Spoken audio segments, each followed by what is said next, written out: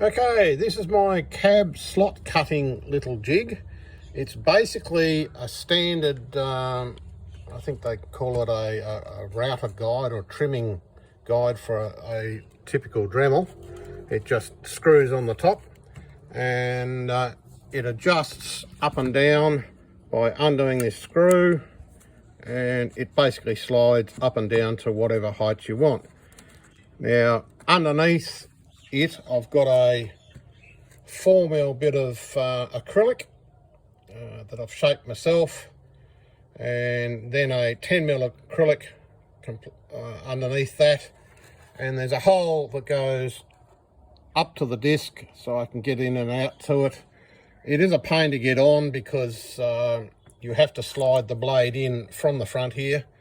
I have chopped the attachment off so I can get my stone. This blade is sticking out by just 1mm, which I think is plenty for the guide.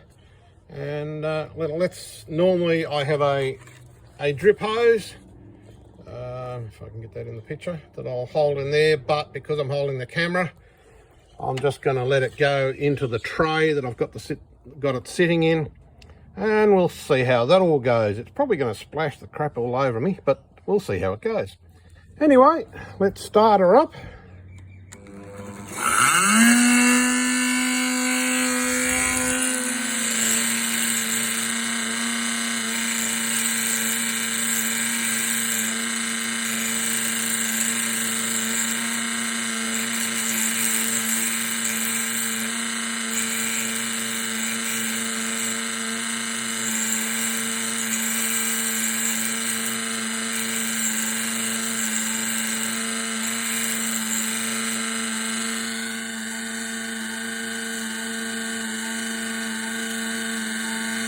Beautiful.